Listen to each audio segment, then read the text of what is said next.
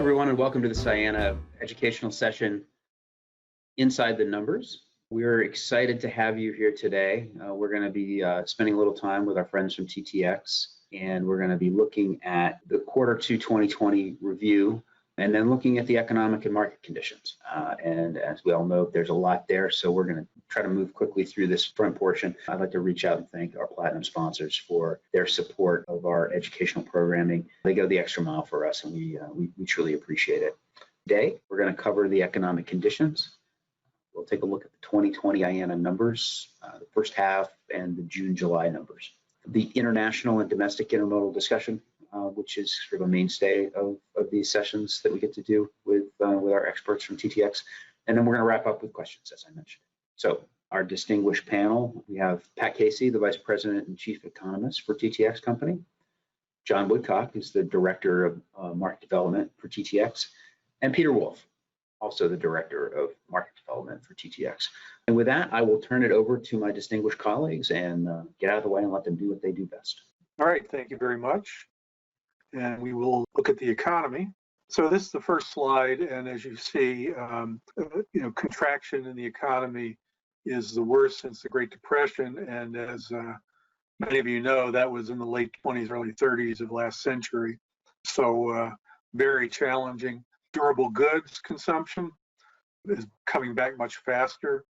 Government support to households is unprecedented, and that has helped things come back. And of course, one of the big things that's gone up is e-commerce. Had been trending up in the past, and now even more so. But that outlook is uncertain. Where we're going to go for the supply side nature of the recession, where does that go? Recent improvement in the labor markets. That's another thing to see where that goes. And also, one of the things for our industry is the potential to bring back some manufacturing production. As many of you know, there was an effort to bring some manufacturing back several years ago, but very difficult to get that done, could not employ the people to do it. And now, with so many people who worked in a hotel or a restaurant and can't get their jobs back, would they work on a factory instead? And we'll see where that goes over time. And does that bring manufacturing back? So we look at the gross domestic product, plunged so much in the second quarter, very, very much more than the Great Depression.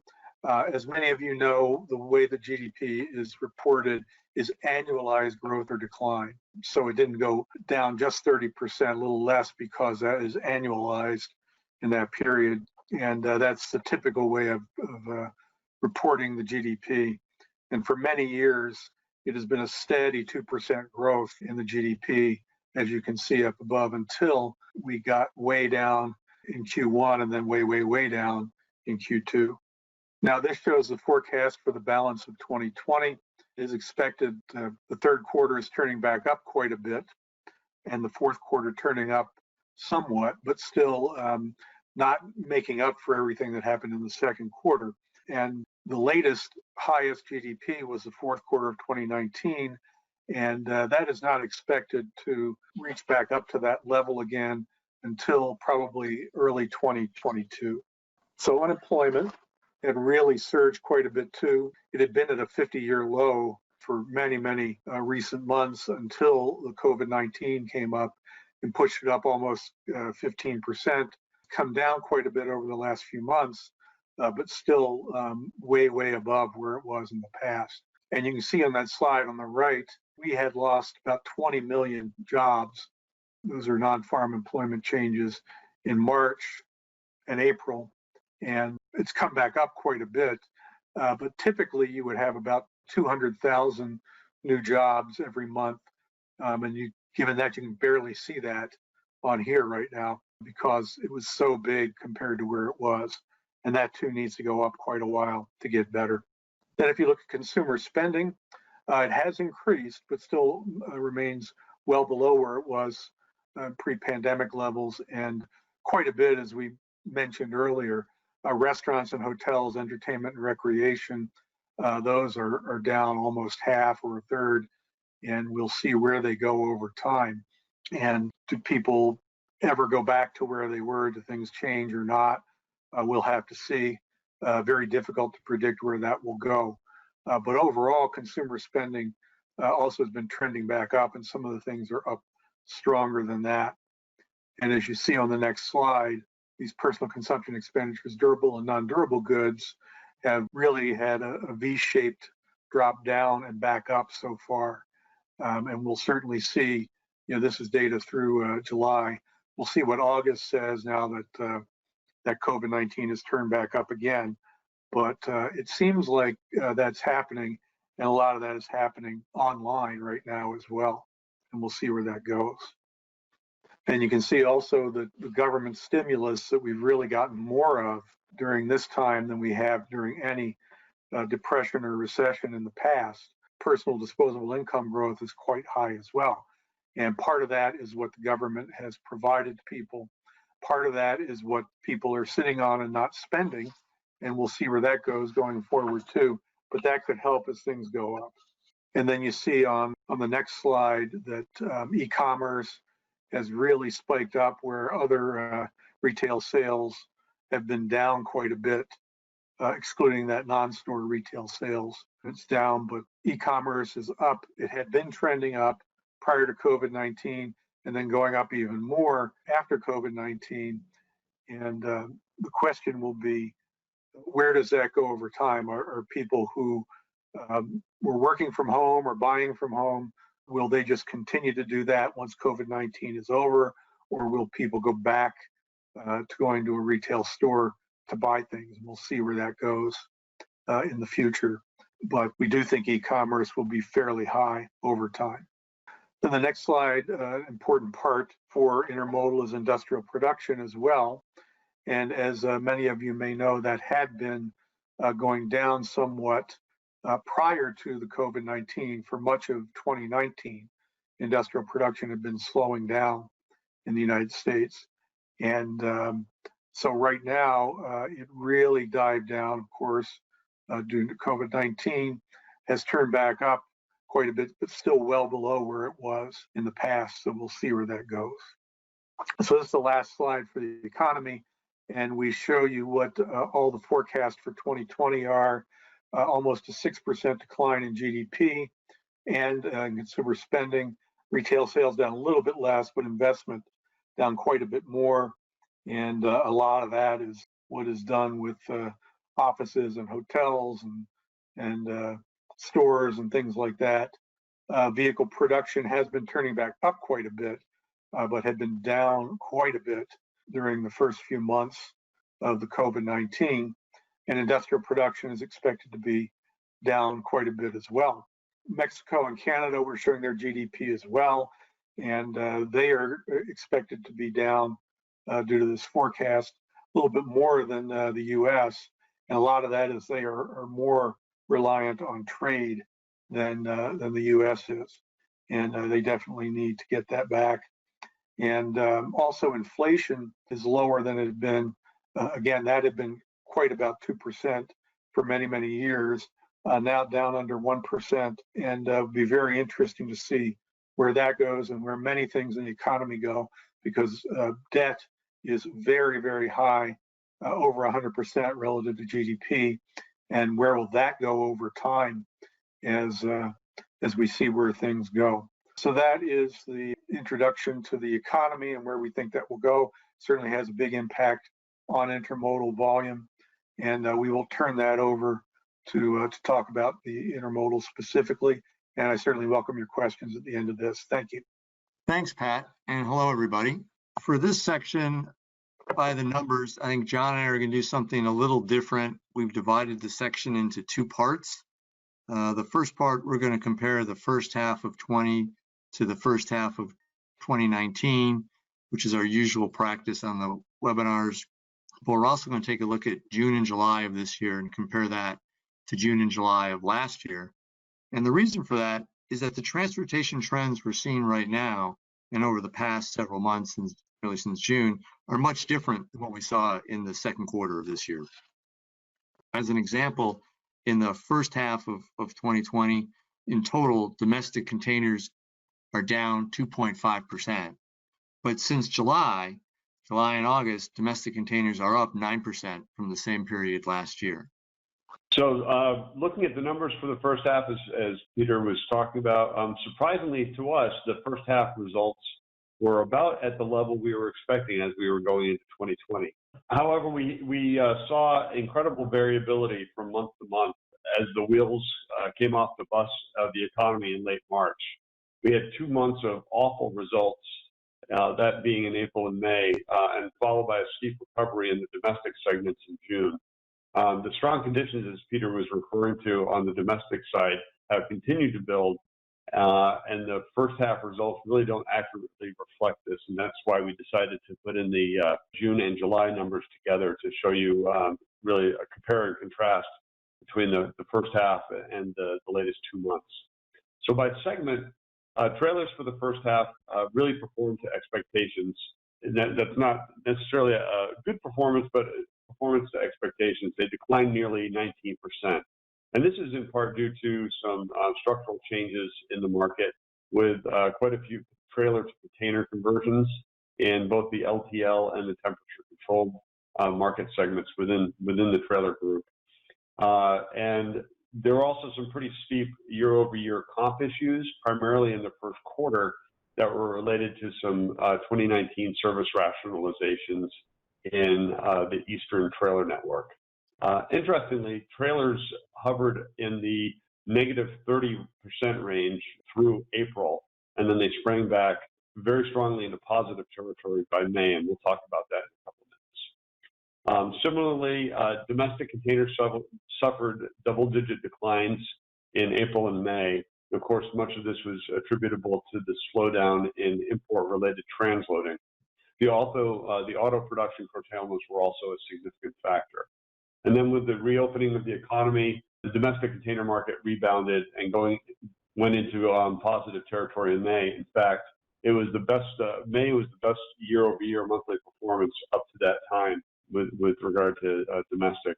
And then, of course, IPI, as Peter will get into further as we go through the presentation, IPI really has had a rough go of it the entire first half and continues on. The year started with some difficult comps due to tariff-related pre-buying in the beginning of 2019. And then we went straight into an extended Chinese New Year, and then the eventual lockdown in Europe and the pandemonium we had here at home with import orders being canceled, just as China and other countries were slowly emerging from their own shutdowns. So looking at the regional loadings for the first half of the year, nothing really jumps off the page as being an outlier. In total, U.S. volume was down 9.9%, and most of the U.S. regions are really close to that number. And that makes a lot of sense, right? It's a global pandemic. It's affecting everywhere in the country. The region that looked like it's taken the biggest hit might be the Northwest region, slightly weaker than the other regions, and that may be due to weaker exports from the region, as well as probably some fewer shipments of municipal solid waste, which shows up as intra-regional shipments in the Pacific Northwest. Okay, on the corridor declines, I'll just try to hit the highlights here. And just as a reminder, as we look at this slide, as opposed to a lane, the corridors are bidirectional. So these are between Northwest and Midwest. So if I misspeak and say Northwest to Midwest, forgive me. Unfortunately, we didn't have any significant corridor gains in the first half, so we're only going to be focusing on the declines. And the corridors show similar weaknesses in volume, but for slightly different reasons. So for the Northwest Midwest corridor, that's really suffered from the lower imports to the extent that IPI went from 54% of lane volume down to 44% on a year-over-year basis for the half. Domestic actually gained just under 7% for the period, but was dead flat when you added trailers to the equation, which obviously were down. So we believe domestic could have been bolstered by reefer business and some transloading business out of the Northwest. Southwest South Central, that's down 14.6%. That's about a 65% international box corridor, and with the remainder being domestic. And that, of course, was hard hit by import issues. IPI was down 20% on that corridor. In contrast, the South Central Midwest corridor that you see down on the fourth one down is primarily a domestic lane. That's about 95% domestic volume. And that was down in part because it's a very heavy auto parts corridor, and it was likely affected by plant closures. The Midwest Eastern Canada corridor is about 85% international. And between the Midwest and ports of Montreal and Halifax is where you find most of the international traffic moving back and forth. The corridor really held its own westbound for the period. So moving from Montreal and Halifax, Midwestern part of the U.S., but it did fall 22% year over year on eastbound international volume. And that's in part because of the fall off in U.S. exports. Intra-Southeast, the market was down 11% for the period. And that corridor was harder hit on the domestic side than on the import side. Domestic was down 15% versus imports negative 10% performance.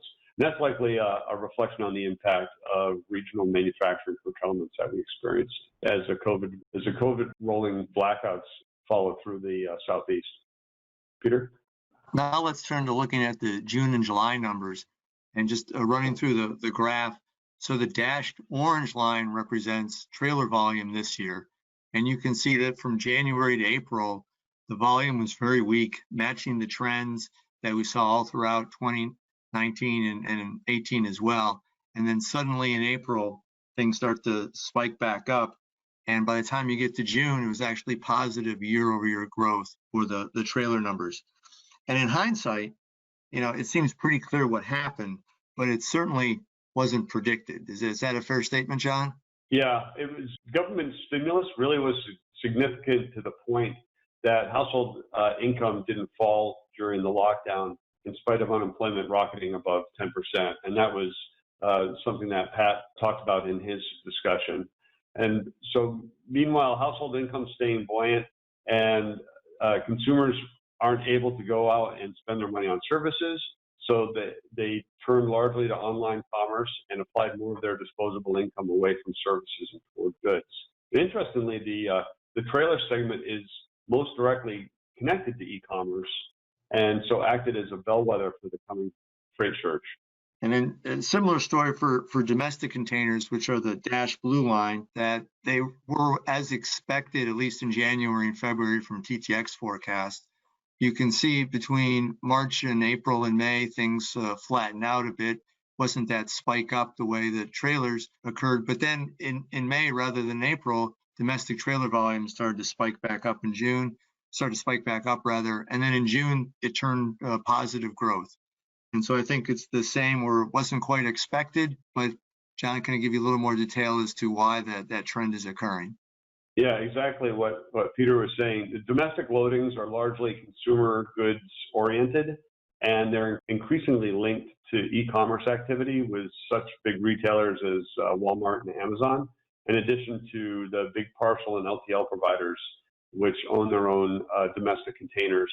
So it's really no surprise that domestic container followed the trailer in trending up as shopping activity grew and retailers struggled with ongoing supply chain disruptions to restock their brick and mortar locations as well as their distribution centers. And so lastly, the green dash line represents international intermodal, or IPI. That's the 20s, the 40s, and the 45-foot international marine boxes moving inland by rail. And they've been consistently weak all year long, well underperforming last year by about 15%. And what's interesting to me is that the IPI volume pretty much matches the import volume, where imports were down 15% in May, international intermodal was down 15% in May.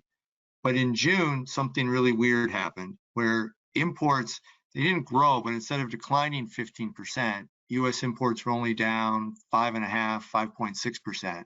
But international intermodal remained weak, being down 15% in June. Likewise, in July, we just got the import numbers. Imports for July, total U.S. was only down 2.5%. The West Coast was up 6.6%, or the PSW was up 6.6%. Total West was up 3.8%. But again, the international intermodal volume was still pretty weak in July. And really what's behind it is that shippers are turning to transload to route the goods inland. And we'll talk about transloading and why transloading has spiked up so much a little bit later. But that's interesting to see that transloading has picked up the slack from weak IPI volumes. So in the last 2 months, volumes have generally improved, with the U.S. down just about 2% versus 9% in the first half. Canada has fared a little better there, negative 5.7% versus being down 7.1% for the first half. This reflects improving U.S. economic conditions and really the snap rebound in retail. There were some slight timing issues in reaction to the pandemic that explain the differences between the U.S. and Canada, but it's marginal. Mexico, on the other hand, really suffered the biggest overall loss among countries for this 2-month period. So they're down 20.4% versus being just negative 5.2% in the first half. As with Canada, there may be some slight timing issues at play here. Interestingly, Mexico's IPI business was actually up 5% through May, and that's due in part to some favorable comps that included a teacher's strike barricade at some port locations that hurt international volumes in Mexico back in early 2019. However, volume plummeted about 34% in June and really didn't improve markedly in July. So for this 2-month period, IPI traffic in Mexico was down by about a third.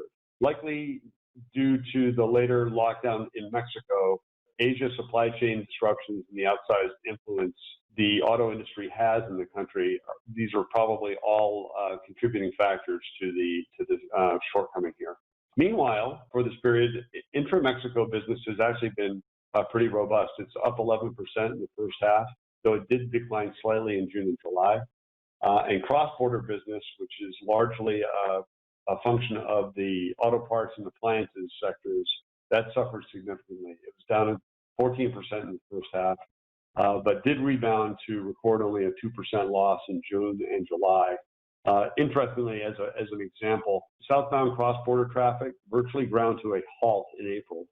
Really, really stark contrast to how bad it rebounded. So it went from a very strong 4-digit volume down into mid 3-digit volume. And then the next slide, what strikes me on this page is simply that the ISO containers as a percentage of the total has fallen quite a bit. I mean, no surprise with domestic growing and ISO falling, but I think that illustrates the strength of transloading and how its transloading is changing the mix of intermodal traffic, at least during this summer season. Okay, so I'll touch on some of the regions here really quickly. Eastern Canada, as we had talked about, is being hurt by some flagging export conditions. There's also some labor unrest at the Port of Montreal that is causing some diversions. The impact was likely minimal in July, but this may play into the data moving forward should substantial tonnage divert to the Northeast ports rather than Halifax and St. John. But we did hear a report today that the longshoremen may be returning to work, so that may really have not a substantial impact as we move forward in the third quarter. The mountain, we believe, is being bolstered by the LTL and parcel segments. Mexico, we've talked about that. It's a lagging COVID effect relative to the US and Canada. The Northwest, as you see, is minus 9.1%. That held up very well on the domestic side, up even 3.5% on a year over, as a 2-year basis, 2020 versus 2018. But imports are really weighing on the total, which has declined 22% for the period. And then finally, the Southwest performance, which was pretty impressive overall. While it looks flat here, it really reflects the beehive of import activity that's going on in the Southwest, as well as transloading, as Peter was referring to. Southwest origination split out at about 60% domestic and 40% international, and trailers about 10% of that 60% domestic portion. Just to reiterate what John has been saying all along, that these corridors, the weakness is really all from international intermodal traffic. Domestic volume is up in all of these corridors, but simply not enough to offset the weakness in the international volumes. So we weren't able to report any gains for the first half, but at least we have some gains to report, albeit modest gains for the 2-month period, June and July. As Peter was saying, that the overall statistics are tamped down by poor IPI, but the Southeast Midwest corridor that you see here really benefits from being 94% domestic. and both domestic containers and trailers were up in part due to the e-commerce and premium services. Trailer was actually up 15.7%, and domestic container was up 4.6%. Although, putting it in perspective, while trailers were up nearly 16%, they're down 50% from where they were in this corridor in 2018. Out in the Southwest, domestic containers were up 23% and 21.4% versus 2018. IPI was down 20% period. Okay, now let's turn to international intermodal, and we can walk through the numbers a little bit differently. And so I think is at TTX, when we were looking at how to forecast once we knew what was happening with COVID, so back in March, we thought imports were going to fall, right? No great rocket scientists that needed to figure that one out. And interestingly enough, we thought imports would fall about 15 to 20% in May, and we thought IPI would be down a similar amount. And sure enough, the May numbers unfortunately came in as we predicted. But then June comes along, and it's completely opposite to what we thought in many ways. Imports were still down, but just a fraction of what we thought they would be down. We thought they'd be down another 15%. They were down 5% in June. Again, we just got wind of the July numbers, and same story, that July is only down 2.5%, with the West Coast being up and the East Coast being down. So some pretty big shifts over the summer, and seeing some big trends change than what we've seen over the last 18 to 24 months. So in June, all water share reversed, and about 5 to 6 points of all water share left the East Coast and came back to the West Coast, the equivalent of about 2 trains a day.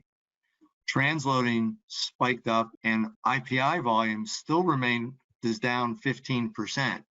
They may have turned around a little bit in August, it's hard to tell, but certainly for June and July, while West Coast imports have been okay, IPI volumes remain stubbornly weak. And our forecast for the year is we expect imports to be down about 8.7%. Again, as we talked about, June was a little bit better than what we thought.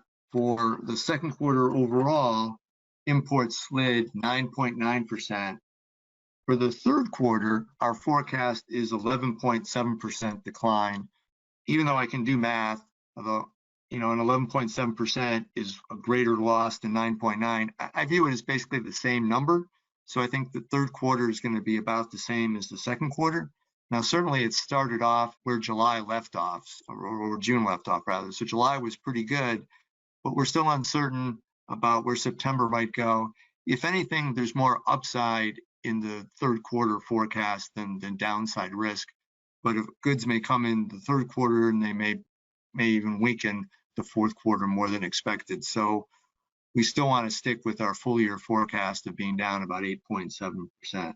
And I might be getting a little bit lost in the weeds, but I think it's instructive to look at the 15 different commodity groups that we TTX studies to see how June of this year was to June of last year. And you can see that for the vast majority of the import categories, they were all negative, with the exception of goods sort of related to housing. So household machinery, blender, toaster, electronics, your new TV. Interestingly enough, food products were up. If you can't go to a restaurant, maybe you were buying fancy food at the grocery store. All other products, which of course is a mix of everything else. This could be home exercise equipment, things of that nature. Mineral products, generally we think of those as roofing materials. Forest products or flooring, down, but not down all that much. But imports related to the industrial sector were still down. Auto parts was down almost 60%. Tires down another 15%. So at some point, we think that, especially since auto manufacturing is nearly back to what it was pre-COVID, that the inventories will be drawn down and parts will have to flow again. Perhaps we're seeing this in August, and perhaps that will help IPI in August. And then the next slide is if you have a good memory, this is a slide that I used in our February presentation, and I think Pat used it in the May WebEx as well. And we just want to reiterate the fact that the tariffs haven't gone away, and they've had a fairly big impact on imports, at least last year. And so again, showing a slide that I previously showed, on the far right, you can see the little gray line that total imports in 2019 was down a few percent, but you can see from China, which is the orangey bar on the far left, they were down over or almost 10%, offset by growth in other East Asia, which are countries near China, so Vietnam, Korea, or South Asia, which is India and Bangladesh, and even Europe. So as tariffs were imposed and 25% tariffs were imposed on consumer goods, that pushed, 25% tariffs were on industrial goods, and it was a 7.5% tariff on consumer goods. That pushed retailers to find alternative sourcing for a lot of material. But the question is that continuing into 2020?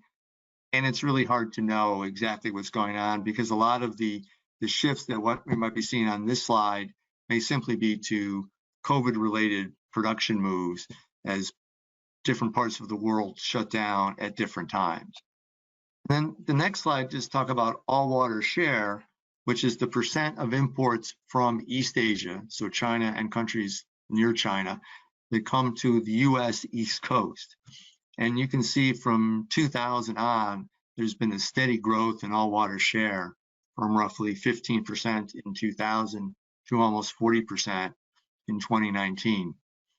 But suddenly in June, this reversed itself and 5 share points, as I said earlier, almost 2 trains worth of traffic came back to the West Coast. And that most likely continued in July. So why is that occurring? And what we think is there's a need for speed, right? So the COVID has disrupted all the supply chains, whether it's domestic or international, and as shippers are struggling to get back on track, so to speak, they want to do it as quickly as possible. And bringing imported cargo to the West Coast from Asia is about 15 days faster than if you're bringing it over the East Coast. So we don't think this is a permanent shift, but for the time being, at least over the summer and maybe through the peak August, September, we're going to see a lot more volume on the West Coast versus fewer volume on the East Coast. And typically that results in a lot more IPI volume, but that hasn't been the case at all. That all of the volume that you would normally expect to see grow IPI has moved into transloading. So in June, IPI fell 15%, but transloading increased about 13%, or a full offset. And this is in containers, but actually when you think of it in terms of TEUs, and there's more TEUs in a 53 than in a 40-foot container, this has actually pushed a fair amount of volume into onto the rail network. Likewise, in July, IPI fell 14%, but there was a 14% gain in transloading. And the question is, go back to that slide for a second, all water share reversed because of a need for speed. Why was there this spike in transloading? And we think it's for the same reason. It's the need for speed, which seems a little bit counterintuitive because why are you stopping to slow a container down on the West Coast and transload it from an ISO box into a 53-foot container? And the answer is it actually helps matters because you're, instead of bringing the international container to a distribution center in the Midwest, you're mixing up the freight on the West Coast and then sending it directly to a retail store. And oftentimes, I think retailers refer to this as DC bypass, and it improves the timing quite a bit. So that's part of the reason for it. The other part of why we're seeing more transloading is simply you're seeing a lot of e-commerce orders filled on the West Coast. And that shows up as a transload, at least in TTX's data, because we're trying to get a broad measure to see what kind of rail car is needed. Do you need a 40-foot rail car or a 53-foot rail car? So as Pat mentioned that e-commerce is up, John mentioned it as well. There's a fair amount of, let's say, e-commerce that's being fulfilled on the West Coast as a parcel that's then being shipped directly to somebody's house. And I think of a story that my cousin, we all have cousins, right? So I have a cousin who works in a business where they sell sports jerseys. And they sell these jerseys at all of the mass retailers. And if you walk into the retail store, you can find the jersey of your choice hanging on the rack. But then if you look online to order that jersey, even though you think you're on the store's website, you're really being directed to the company that my cousin works for. And then they fill that order from their internet or their warehouse, which happens to be on the West Coast. And so I think we all understand how that e-commerce is driving more transloading off the West Coast because it's moving in a 53 off the West Coast, not in an international container after being stored in the warehouse. But I think the story of my cousin helps me understand, gives me some illustration of, that makes sense, right? You have all this product stored on the West Coast. Now it's moving inland, it moves in a 53. Let's just sort of wrap things up then for on the international slides. For the record, IPI is expected to decline about 11.3% for the year. And I'm a little bit sad to say it looks like we're right on track to hit that number. And then regionally, our forecasts are split apart where the West Coast is going to lose the most IPI volume. Again, that's a combination of perhaps some weaker imports later in the year, as well as substantial transloading.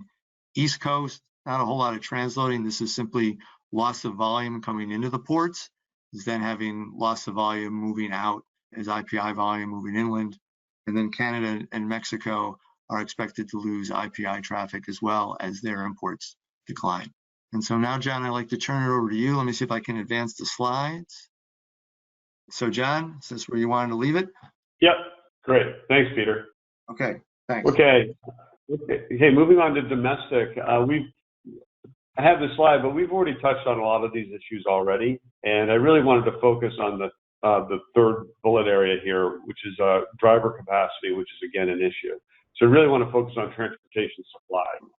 So there's a lot of noise in the market, and it's really difficult to gauge how much of a freight surge that we're actually experiencing right now. And no doubt about it, we're seeing some areas, most notably, as Peter was discussing, the PSW, which is really experiencing a demand boom as consumer goods companies struggle with fulfilling orders, with restocking store shelves and warehouses, migrating to a new level of e-commerce activity, and really learning to climb a new learning curve with using alternate supply sources.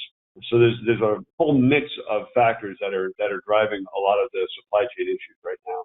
We really enjoy looking at the Morgan Stanley truckload freight index, as you see here, which really illustrates the change in the supply-demand balance in the market. We typically show this when we give our presentations. And you can see that it's actually moving up a fair amount, and it has been moving up since the doldrums back in April and May. And it's at 2017, 2018 levels now, which, as most of you will recall 2 years ago, it was a pretty tight transportation market back in the middle of 2018, though easing from earlier parts of the year. So while there is freight, we think there's a lot of regional variance in the demand. And so some areas of the country are relatively soft, some areas red hot. We feel that the type of conditions that we're experiencing today are largely supply rather than demand driven.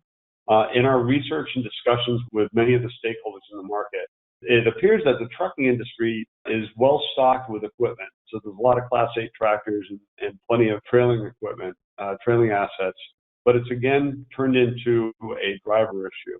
Now, much of the information that we've gotten, and in fact, the Morgan Stanley Truck Index is largely anecdotal.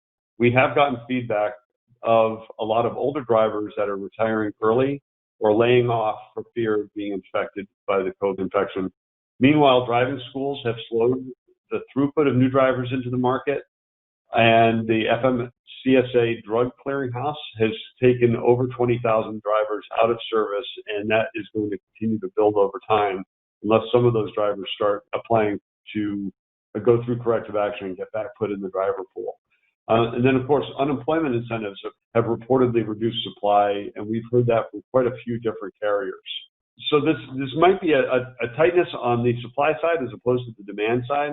Further illustrating the supply side on the assets, there's been a bit of a rebound in Class 8 truck orders, which would indicate that things are improving on the asset side, but you don't see any mad scramble by the industry for new equipment. And we believe that's indicative of an industry that is well stocked with assets. And again, it goes back to the key finding that we've come up with, which is it's a completely driver supply issue. Moving forward on the equipment side of intermodal, which is domestic containers primarily, when you're talking the domestic markets, we have seen a slowdown in the purchases of containers this year. This is a slight modification of the census that we put out earlier in the year. We're expecting the fleet to grow about 1.1%. This is primarily due to companies that are converting from trailer to container, either in the temperature-controlled environment or in the LTL fleets. Interesting to see this is about 60% of all of the domestic container fleet right now is in private equipment.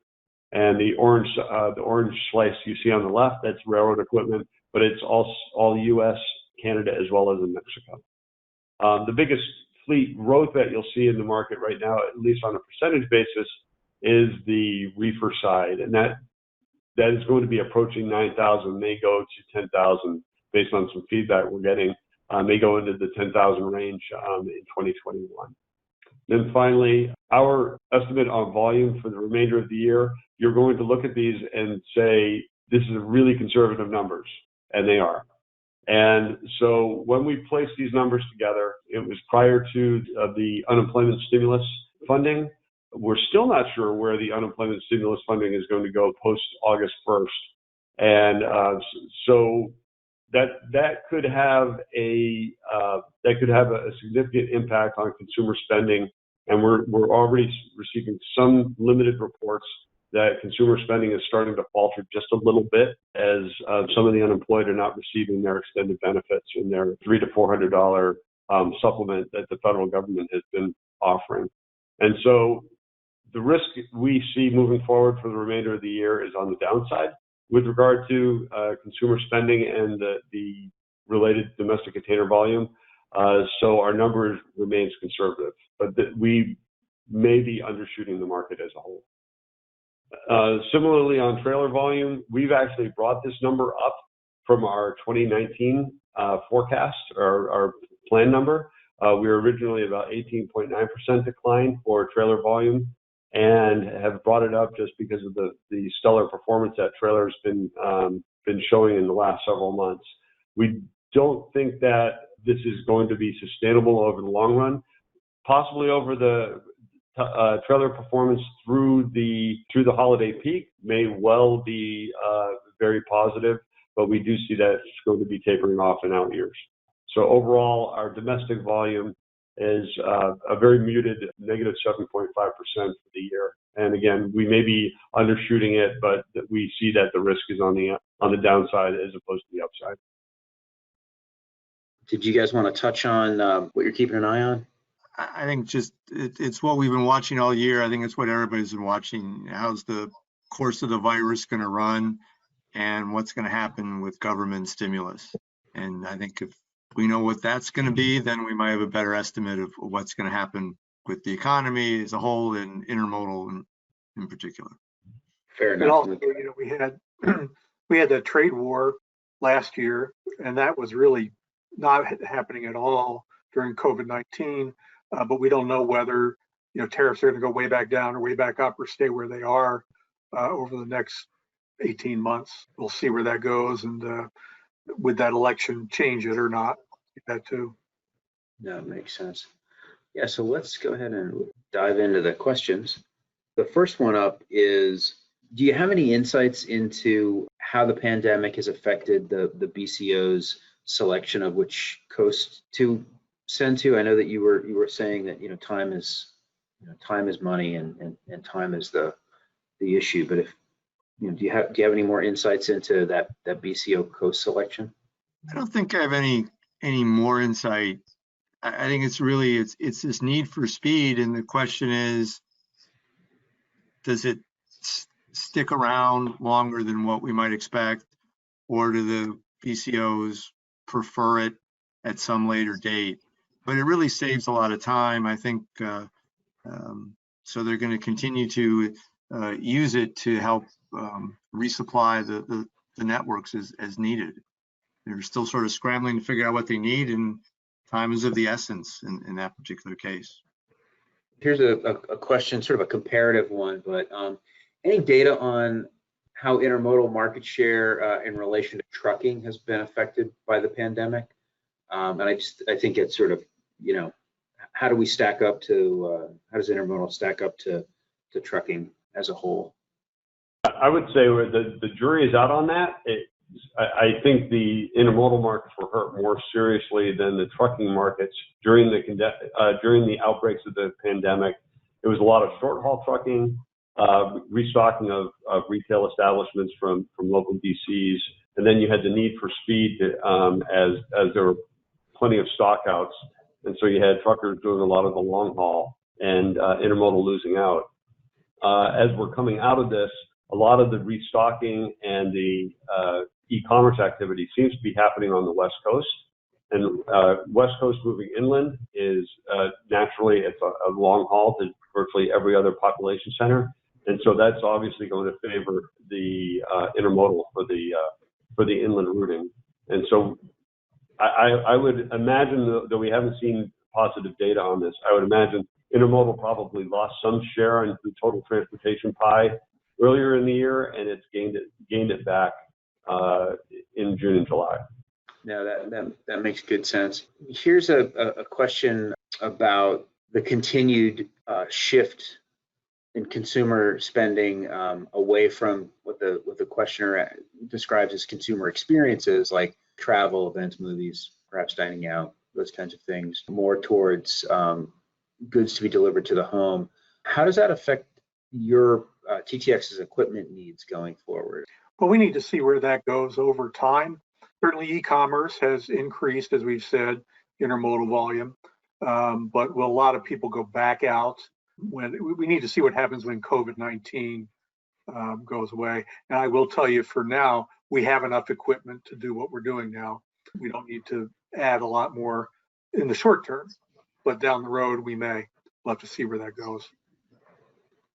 Yeah, I mean, I can imagine that the times like this make it extraordinarily difficult for you guys who have to do very, I'm assuming, long-term planning for your fleet needs, since the lifespan of one of your cars is, I would imagine, quite long. In terms of Mexico and auto parts, we've got a question here. Will the rising, the sort of uptick that you're starting to see in auto manufacturing, do you think that will carry over and maybe lift particularly Mexico's volumes up? Yeah, as the Mexican automotive industry goes, so goes intermodal to a large extent. So one of the primary challenges of intermodal growth, cross-border growth, is imbalance between Mexico and the U.S. is an imbalance in the northbound, southbound lanes. And one thing that I think that is interesting, and we've heard for years about the prospect of nearshoring, about companies coming back and, or say coming back, not coming back to the U.S., but coming back to the continent and creating new manufacturing operations in Mexico. I'd hesitate to say that it's a big trend, but there are more and more news reports. I actually read 2 today about Asian companies establishing or increasing their presence in Mexico for manufacturing. So, and this was outside, this was on the high-tech side of things as opposed to the automotive business. But it seems to be slowly taking hold. So that's hopefully will be good for Mexico's industrial economy as well as possibly create more balance of trade. Here's a question. Could you talk a little bit about inventories? Do you see them holding out even though there's been a lag in imports that it seems to be kind of stretching out? It's picked up a little bit, but it's still uncharacteristically low. So could you talk a little bit about the correlation between inventories and imports? Well, I think the correlation is simply that, as inventories fall, you're going to see more imports, more transportation. I don't know if we have great visibility into the precise inventory levels at this moment. Yeah.